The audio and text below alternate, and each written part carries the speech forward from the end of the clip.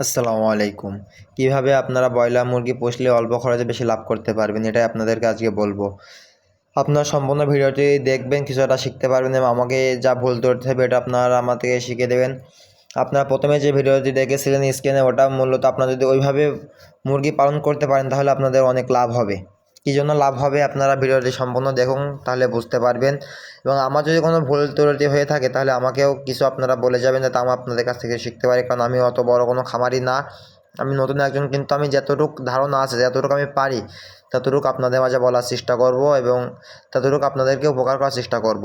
যাই হোক, আমি আগে একটা ভিডিও বলেছিলাম আমি আগে কোয়েল পাখি পুষতাম, সেই কোয়েল পাখির খাঁচা এটা। তো কোয়েল পাখি খাঁচাটা আমার ফাও পড়ে রয়েছে, আমি এখন পাখি পুষি না এবং আমার এটা কোনো কাজেও লাগছে না। এই জন্য ভাবলাম তাহলে আমি এটার ভিতরে যদি পোলট্রি পালন করতে পারি একটা নতুন নিয়মে, তাহলে হয়তো আমার কিছু একটা লাভ হতে পারে। কারণ আপনারা দেখেছেন আমার টাইসের পরে পোলট্রি থোয়া রয়েছে, একটু ঠান্ডা থেকে ঠান্ডা লেগে গেলেই তখন অনেক সময় কিন্তু আপনার ব্রয়লার মুরগি কিন্তু পেটে পানি হয়ে যায়। তখন আমার যদি বেকায়দা পেটে পানি হয়ে যায় তখন মুরগিগুলো মরে যাওয়ার আশা বেশি থাকে। তো যাই হোক, আমি ওটা নিচে নামিয়ে সমস্ত সব কিছু কেটে নিয়ে একটা করে নিলাম। নেওয়ার পরে দেখলাম আমার ভিতরে একটা মাঝখানে যে খণ্ড, এটা আমার কিছু নেট বাড়তি আছে। তো আমি ভাবলাম বাড়তি যখন আসতাম এটা আরেকটু বড় করে দিই।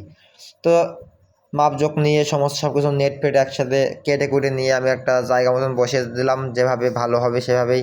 কিন্তু খোলে একটু নিচে হয়ে যাওয়ার কারণে আমি খোলে আবার দুটো চড়া দিয়ে দিয়েছিলাম। তো আমার একটু শরীর খারাপ, তো এই জন্য আমি কথা সাথেটা বলতে পারছি না। তাও তাও আপনাদের সাথে কথা বলার অনেক চেষ্টা করছি, আলহামদুলিল্লাহ।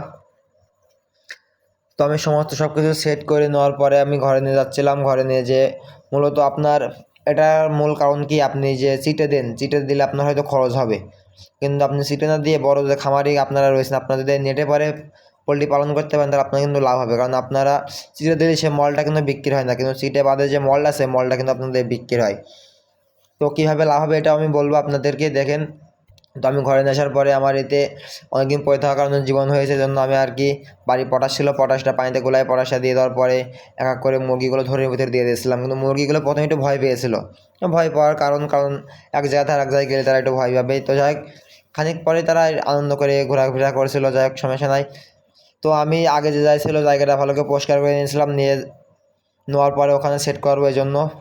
তো যাই হোক, আপনারা মূলত যে কারণ আপনার যদি এই পোলট্রিটা এইভাবে খাঁচাই করে পুষতে পারেন, যাই হোক খামারের ভিতরে যদি আপনি নেটটা দিয়ে দেন, যদি আপনি নেট দেওয়ার পরে আপনার যে মল, এই মলটা কিন্তু আপনার সিটে দিলে কিন্তু বিক্রি হয় না, কিন্তু এই মলটা যখন আপনার নিচে পড়বে, মলটা আপনার পুরো নরম মল, এটা কিন্তু আপনার বিক্রি হয়। অনেক মানুষ আপনার মাছ চাষ করে, এরা কিন্তু এগুলো কিনে নিয়ে যায়।